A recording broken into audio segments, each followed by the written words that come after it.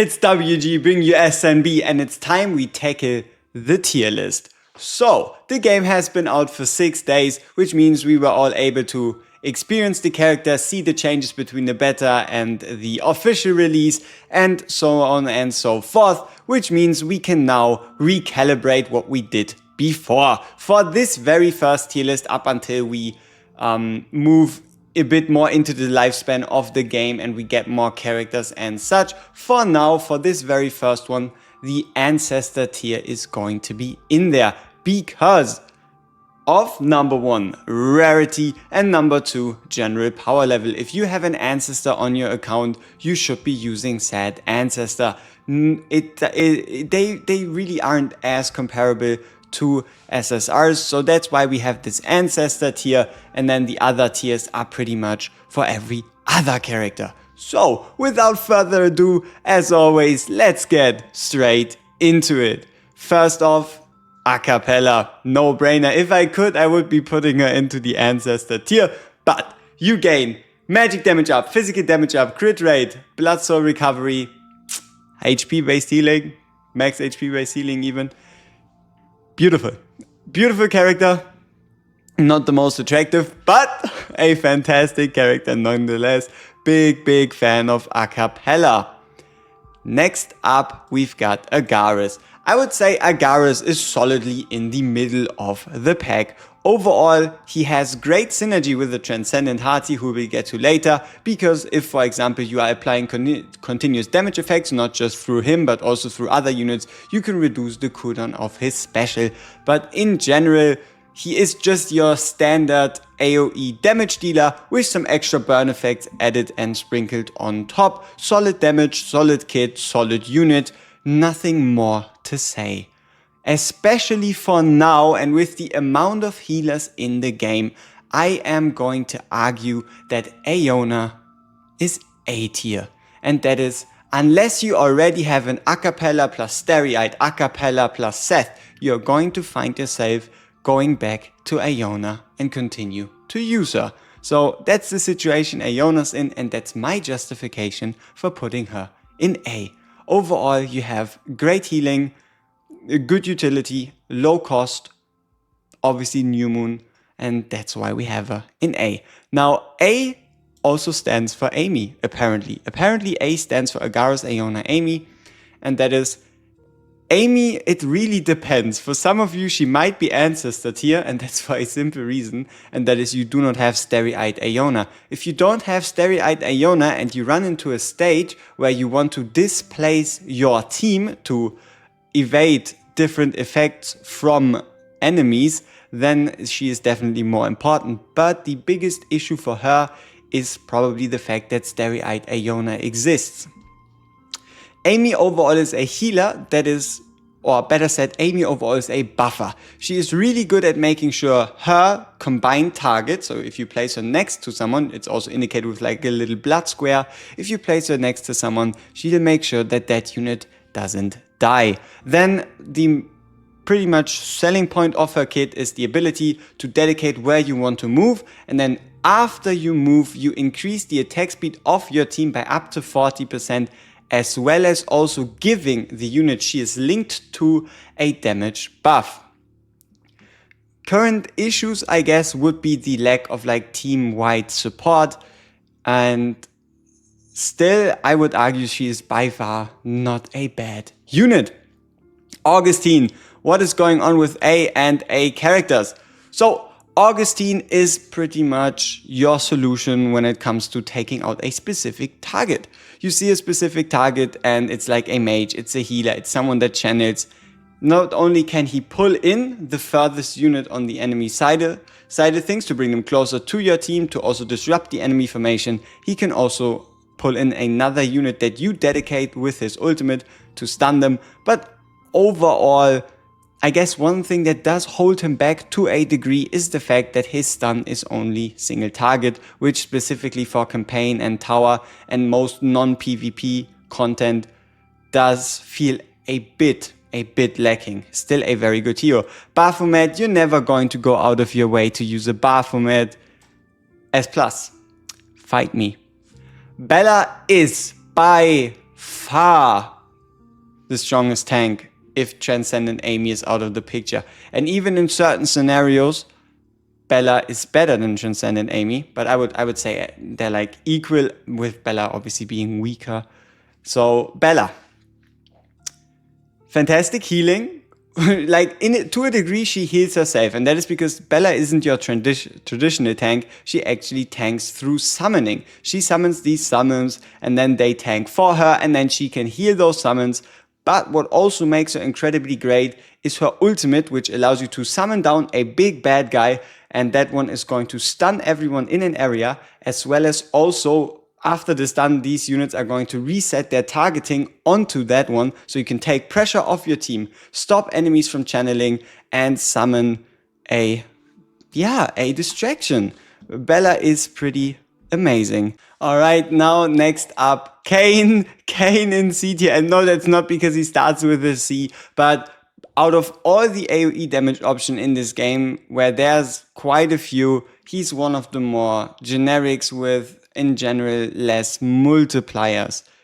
I technically you can put him in B, but if you want to have a look at it in like general power level compared to other SSRs, he is definitely more towards the bottom, so that's why we put him in C. I don't think we have to talk much more about it. Now we have a surprise, and that is Cecia. Cecia on some of the early beta test tier list was definitely ranked more towards the bottom, but she's kind of seen a rise up in the synergy between a Cecia and a Bella.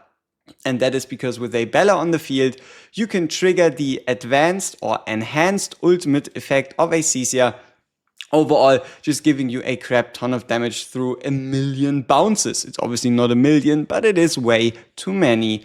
Furthermore, you then also increase the damage of Bella summons, and if you want to, you could also combine a Cecia, Bella, and a Transcendent.Noah for a very good summoner type core for a team. So yeah, Cecia, I would definitely say she does deserve being in the S tier. Now, Clive is someone you're using when you don't yet have an assassin you're preferring, or like a fighter you're preferring. He can do everything else an assassin can. He can rush into the enemy backline. He has 30% lifesteal. He does have the ability to increase the damage against these units, but he is an SR at the end of the day, so there is a certain ceiling to him. But I think we can justifiably put him into S tier. Keep in mind, these aren't ordered by strength, but just by the ABCs. Now, Dalcarlo we're not going to talk about, and if you want to know why, that's because she is the hero that releases on the 5th, which is in 5 resets. So Dalcarlo is someone we'll check out closer to her reset, as well as obviously post reset, to see if maybe we are all just underestimating her. We referring to the beta testing community. Now, Darcias is probably also, I mean, let's stick with the naming scheme. Let's put her into A tier. Darcias, very solid hero, very solid kid, very solid ability. What does she do in general? She applies debuffs, and if she attacks debuff targets with her ultimate, she can heal herself, so she has self-sustain.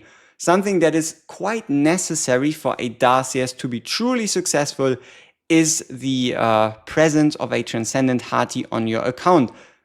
Even if you don't have a Transcendent.Hati, you can still use Darcias as what you would call an off tank, meaning you have your main tank and then you run her in the secondary front line, while having your tank take most of the damage and then splitting some of the damage off to your fighter to make sure that they don't get overwhelmed.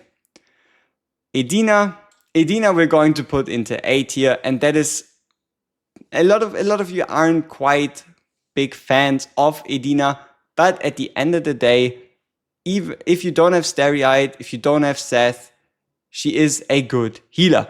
That's just the fact, because there really isn't all that many healers. If you're wondering why there's 2 Edinas, I couldn't tell you. Now, Empousa.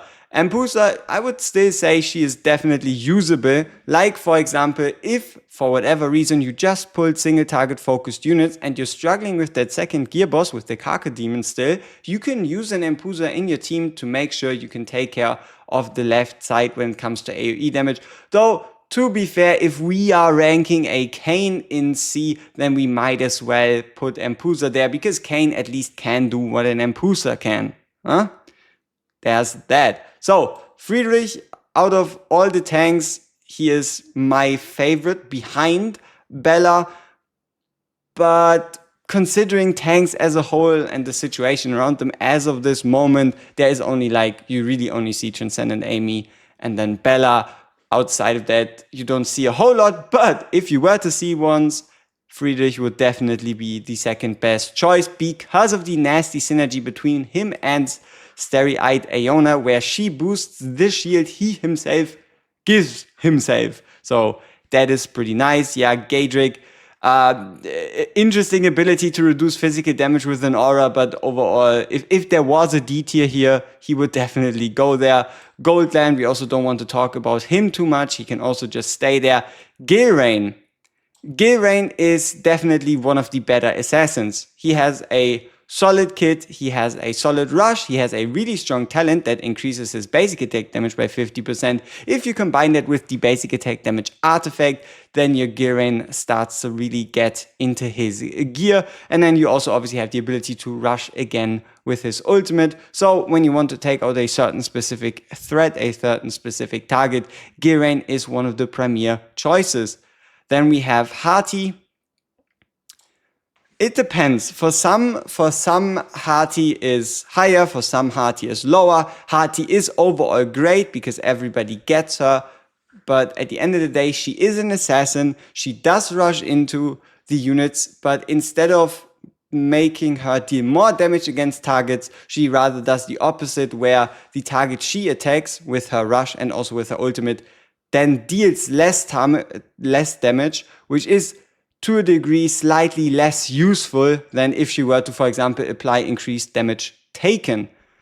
In I.Agares, our first ancestor, we will put him in ancestor tier. Let me give you a couple of reasons why, not just because he's an ancestor. So overall, you have a huge or incredible mix between single target and AoE damage. He pretty much does it both, with obviously the main focus being towards single target. And he has probably one of, if not the strongest talent in the entire game, where he increases his magic damage output by up to 50% throughout the battle based on the duration. And then you also have the nasty ability for him to revive himself if he dies. And then on top of that, as if that wasn't enough, cut down his ultimate cost to 0. And if that wasn't enough, also further increase the damage he deals by 50%. So something you can try with I.Agares is trying to kill him early so that he gets the increased damage buff, and then you can use his ultimate and make sure he doesn't die again. Or you just use it as kind of like a safety net to, if you make a mistake or if the fight progresses a certain way, that he can still revive and kind of like try to turn it around. Jestel we put into B tier. Overall, she's just a good tank. And if you don't have a Bella, if you don't have a Transcendent Amy, if you don't have a Friedrich, you do want to use her because she's pretty solid, and especially against physical damage threats, she does her job really, really well. Now, Joan, I feel like we can probably put Joan into the S tier. Maybe in let's go with the A tier for now. Let's keep the S tiers a bit less saturated. So what Joan does is she is also a fan of the basic attack artifact, so the Eye of Truth. Your Joan is then going to go into the fight, and if you activate her ultimate, she enters an enhanced state. During that enhanced state, her basic attacks do more damage. Apply the induction debuff, which at maximum stacks then leads to the targets getting stunned, basically making her have the ability to apply AoE stunts, which can interrupt channels. So the same way something like a Bella works. So yeah, I guess you could make an argument for each, either S or A tier. but Joan, she is a very, very solid hero. Now we have Lamia. Lamia is a easy S+ tier. She pretty much does it all. She gives you survivability because during Blood Moon your whole team restores 25% of the damage they deal as HP. She has the ability to do single target damage. If there's only one target, all her ultimate instances are going to hit the target. And if there's multiple targets up to 8, her ultimate is also going to hit 8 different targets that then also get attacked by her special, because her special triggers, or better said, her ultimate triggers her special as long as it hits a new target, and that special means you're shooting an extra bat, and that bat guarantees crit overall, or guarantees a crit hit, overall dealing even more damage. Lamia, easy S+ tier. Lemine, our next ancestor on the list, and especially for now, a lot of players are ranking, or a lot of others are ranking Lemine lower than the ancestors, but in my opinion, it is still very fair to, as of this moment, rank her together with everyone else, considering the fact that she is the only unit in the game currently that has the Blood Frenzy buff. What the Blood Frenzy buff does is it increases her own damage, but it also increases your Blood Soul recovery. So the same that an Acapella does, just in a different way. And the way you trigger that is by making sure that your Lemine gets kills. If, and that's it, if Lemine can kill with her ultimate on targets that have her debuff, which she applies through her special, she is by far and easily one of the strongest units in the entire game. And that's pretty much just the end of it. But if your Lemine cannot secure kills, then she also doesn't scale. So it is really about the importance of making sure your Lemine can actually get that kill. All right, mass. M.S. I did that on purpose. I kind of wanted to do both, like normal mass and M. But for now, let's just call her M.S. Yes, there's a lot of players that are arguing for mass to be higher. Like, for example, if you rush her into the back line and then use her ultimate to take out a specific target, you'll be able to take the fight, turn the fight around. But that would only be relevant in like fights with like what, 5, 4, 3 targets. And the biggest problem you're running into is if your mass doesn't kill. Like if your mass can go in and you can ult with her and everything explodes and then you're cooking, you're doing well. But if your mass goes in and she just suicides and then it's gone, it's not worth it. So the big problem is you're losing her after you use her ultimate. Her ultimate does good damage, she has good synergy with her special, but she dies. And when she dies, every one of your team is going to suffer because you have less blood soul regeneration. All right, next up, Nicole. Nicole, I would also solidly put into the middle of the pack kind of direction. Overall, she's a very solid assassin, and you can definitely make use of her to get some extra Blood Moon rotations out, because her very first ultimate only costs 2, and then every subsequent one does increase the cost by 1. I guess a little nitpick on that would be you're most likely going to be using Acapella to give you a half moon anyway, so it's not as crucial, but Nicole is by no means a weak unit. She's a pretty good assassin, and she is someone you can have a lot of fun with playing around. Now, Noah we would probably, I mean, to a degree he is B tier, but as soon as you get either a second tank or a solid SSR fighter or anything the like, he most likely won't be able to really keep up as much anymore. So I think we'll probably put him into the C tier for now. Overall, he does have a pretty solid kit though, with the ability to self-heal based on his damage dealt. But at the end of the day, Transcendent Noah is in fact a thing. Okay, Ottavia. Now, Ottavia is a bit of a weird one. Ottavia is a bit of an oddball, and that is, depending on how well built and developed your Ottavia is, she can either be incredibly good or she could disappoint you. And that is because most of her usefulness comes from when she falls below 60% HP, triggering her talent and then allowing her to do all that beautiful lifesteal. So if you can let her drop below and then she kind of keeps herself alive with her lifesteal, she can pretty much solo. But if your lifesteal ends up not being enough or she just gets one shot, it doesn't do as much. Something that might actually bump her up to A tier though is the fact that you can inflict magic damage taken up. So that is different from what Acapella does. While Acapella increases the magic damage dealt by your units, Ottavia increases the magic damage received from the enemy. So a synergy between an Ottavia followed by an ultimate of a Lamia, for example, can do quite a lot of damage. So if you can make use of it, I guess my only problem with it would be that it's only a 6-second duration on the magic damage up. So it's a bit hard to say. I guess we will keep her in B for now. Now Pavana, we don't really want to make too much of a judgment about her because there's no way any of you got Pavana anyway. And that is because she is the arena exclusive hero, and until we get 150k points, that is going to be quite a bit of time unless you're spending a ridiculous amount of tiers on arena fights, which you shouldn't. Alright, Piera. Piera will also put into... Oh, where did she go? Piera will also put into A tier. You see kind of like this like general tendency towards the A tier.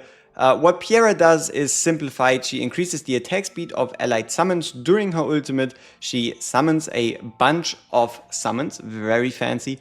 And she can then also make these summons focus on a specific target with her ultimate. So she does have AoE damage, and if she has enough summons on the field, she also gets a slivering of a bunch of single target damage. And if she gets summons out, she gets a slivering of AoE damage, because then she allows her summons to let their attacks bounce around. Overall, she is pretty decent, but out of all the summoners we already talked about, Bella and Cecia, for example, Cecia not necessarily being a summoner, but a summon booster, she's definitely on the weaker side of things. Alright, Ressa. Ressa is obviously ancestor tier because she's my favorite hero in the game. So Ressa is incredible. I guess if we have to be realistic, she's somewhere between B and A. She's somewhere between B and A as of this moment. What I really like about Ressa is using her as kind of like an off DPS. So pretty much placing her on the field and then making sure you do your Blood Moon rotations with your other heroes. Like for example, you go Acapella into like Friedrich, so a tank, Acapella, Friedrich, and then Lamia, and then you do that combo 2 or 3 times, and all of a sudden Ressa's ultimate costs you nothing. And especially when Ressa's ultimate costs you nothing, you can use it during a Blood Moon to just quickly cycle a card into, for example, an additional Lamia ult. So a combo that is possible is, for example, going Acapella into Friedrich, into a Lamia, into a free Ressa ultimate, during the Blood Moon into an additional Lamia ultimate. So yeah, I do really like the fact, but it hasn't seen a ton of play. If I could, I would have her up here. But that's not quite what we're doing here. So let's keep her in B for now. Alrighty, Selena. Selena, she is a ranged unit. She has her strengths, she has her weaknesses. But overall, at least for now, she doesn't seem to be doing anything overwhelming or anything noteworthy. And if you have the choice between her and a Van Helsing, who we'll talk about, the choice is unfortunately quite obvious. There might still be some hidden values, some hidden things, and that's why we're going to keep this tier list as up to date as possible. Now, next up, Seth. There were some discussions on, oh, is Seth still the best healer? And isn't it S.T.Aiona now? I would still argue when it comes to healing specifically, there's nothing that outdoes Seth. Every single part of her kit works together. Every single part of her kit increases her healing output. And also furthermore, as soon as the HP block or reduced HP recovery function gets introduced, there's only one hero who can counter it, and that is Seth. So yeah, I would say she still earns her place as being at minimum equal to a S.T.Aiona. Alright, Setti will just put into C tier. There's enough ranged units or sources of ranged damage you could make use of that you shouldn't really end up in a situation where you want to use a Setti unless you're doing, I don't know, a free-to-play challenge or the like. Now, S.Gilrain, a lot of in favor of S.Gilrain, a lot don't like him as much. I would say he's again also somewhere between like decent-ish and pretty nice. So it heavily depends on if you can use him effectively to kill stuff, and he is definitely more effective in PvP than he is in PvE because he does have that single target focus. But if you can make sure his ultimate kills, he can put out quite a lot of damage, no doubt. Now, S.T.Aiona, we already briefly mentioned her. S+, no doubt. The ability to move around, the ability to provide massive shields, the ability to heal after providing the second set of shields, the ability to provide consistent shielding to the unit in front of her. It's pretty good. It is pretty good. And yeah, if you don't have a Seth, she is the best. And even if you have a Seth, there might be scenarios where you still want to use S.T.Aiona instead. Or you just use the two of them together to become unkillable. Unless you're below BP. It's kind of getting dangerous. Alright, Theophane. Theophane, let's just put him into B tier. So the big problem with Theophane is that to a degree, he is a tank that doesn't make himself tanky. What he rather does is, the way his mechanics work is he takes a bunch of damage, and then if he triggers his ultimate, he can provide a 15% HP shield to every single ally. But the problem is that if your tank ends up dying, the rest of your formation is fast to fall. And so Friedrich and Theophane are basically like two coins, two sides of the same coin. Friedrich doing the single target shields and keeping himself alive, while Theophane makes sure the team stays alive. Unfortunately for him, S.T.Aiona pretty much does better what he does, and Acapella can also help with keeping the team alive, so you don't necessarily need a Theophane to make sure your team is even more protected. Thibault. Thibault is arguably an S tier hero, and that is because of the increased crit taken debuff. So if you use Thibault's ultimate, you have a 20% chance per hit with a lot of hits per second to make sure that every enemy that gets hit and applied with the debuff has a 40% higher chance to get a crit. So basically you set the crit resistance of the enemy to negative 40%. And if a character has a 20% crit chance, if they attack Thibault's target, it's a 60% crit chance. Thibault also has one of the strongest talents in the game, and that is the ability to ramp up the crit damage they deal throughout the duration of the fight, kind of like how an I.Agares and a Lamia boost their own stats. Thibault boosts her own crit damage. Alright, Transcendent.Ami. Transcendent.Ami, the only competition for Transcendent.Ami is Bella, and outside of that, she is still basically and by far the strongest tank. You have the displacement for enemies, you have the ability to make enemies retarget. If they, for example, enter your backline, you can make sure they again retarget Transcendent.Ami. You have the stun on it, so the ability to shut down anyone channeling. And yeah, she is also pretty damn tanky. Specifically against magic damage, but during her ultimate, tanky against everything. That is Transcendent.Ami. Now, Transcendent.Hati. Transcendent.Hati is most likely for now our highest source of single target damage. That only gets higher the more debuffers or the more DOT effects you have in your team. Specifically, she does overall increase like the tier rating of, for example, a Darcias, the tier rating of a Nicole, the tier rating of a Joan. So yeah, TR.Hati, she's to a degree the leader of the DOT faction. And also keep in mind, even if you're not yet convinced of Transcendent.Hati, the fourth artifact that you can earn yourself boosts damage dealt against targets inflicted by debuffs, and on level 5 also does more damage if the character that wears it inflicts said debuffs themselves. Alrighty, Transcendent Noah, who like Transcendent Hati is pretty much the considered leader of an archetype, and that is the Summoner archetype, and the synergy between a Transcendent Noah and a Bella, as well as also a Cecia, it is pretty damn good. So if you want a solid core for a team running a Bella as a tank, a Cecia and a Noah as your damage dealers, then adding in an additional Acapella and a S.T.Aiona, and all of a sudden, or even a Seth, and all of a sudden you are doing quite well for yourself. Next up we got Triss. Triss does a whole bunch of single target damage. She works incredibly well with the Eye of Truth artifact because her ultimate is considered a basic attack.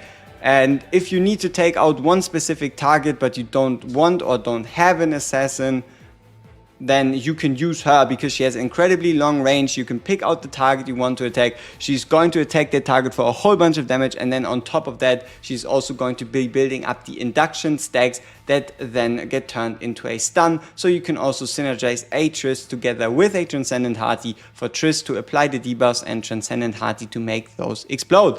Van Helsing also, I would say, is probably an S+. Maybe he became a bit weaker to a degree, you could say, but he is someone who's only going to get stronger and stronger with time.